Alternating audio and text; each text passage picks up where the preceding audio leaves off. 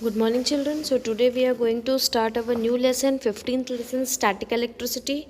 So, electricity has an important place in life. You all know without electricity, we cannot even imagine our life.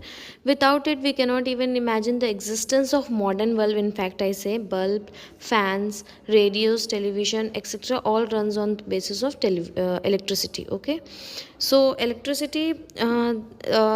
In this chapter we are going to see about charged and electric properties and neutral objects, all these things. So first of all, 15.1 in your book you can say charge and neutral objects. So the objects around us do not show the presence of charge in normal condition.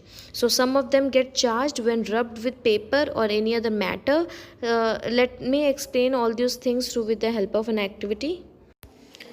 For this you need made up of scales, made up of plastics, wood or pen or comb, balloons, iron nails, cotton cloth, etc. And you have to rub each object with the polythene bag and bring them near the small pieces of paper one by one.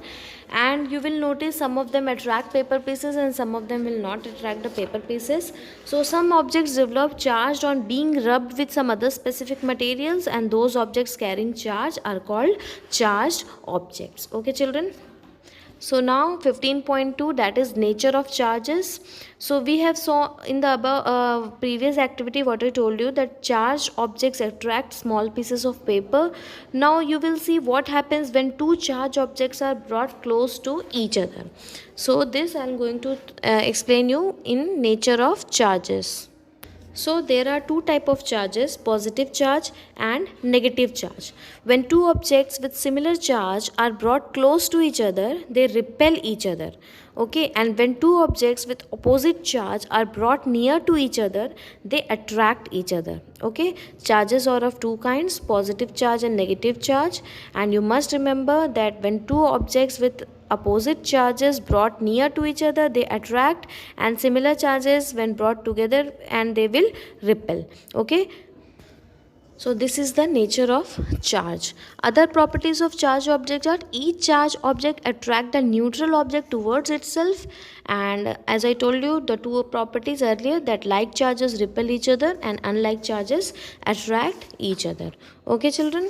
So now next topic is different methods of charging. Okay, the first is charging by friction. When you rub one material to another, they are charged by friction. So material losing electron is positively charged and material gaining electron is negatively charged. Amount of gain and lost electron is equal to each other.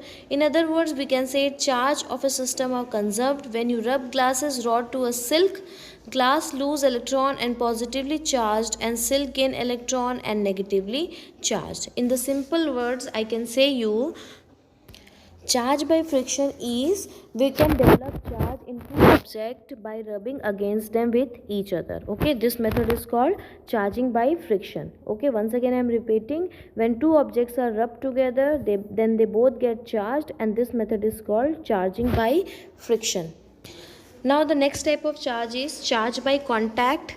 So charge by contact, the process of transferring charge by touching or rubbing each other are called charging by contact. Or I can say you charging by contact, it means if an object is charged by contact, then it develops a charge of the same kind as is possessed by the object with which it is touched. Once again I am repeating, on being touched with an object having charge, the next object is also getting charged, and this is also only called charging by contact. The another type is charging by induction. The rearrangement of electrons on a neutral object caused by a nearby object is called charging by induction. Once again I am repeating, the rearrangement of electrons on a neutral object caused by a nearby object is called charging by induction. Students, this type of charge in the last of the chapter I am going to explain you with the help of an activity. Okay. So students, for today till here only. Next class we are going to see about gold leaf electroscope and charge in the atmosphere and the important topic lightning conductor.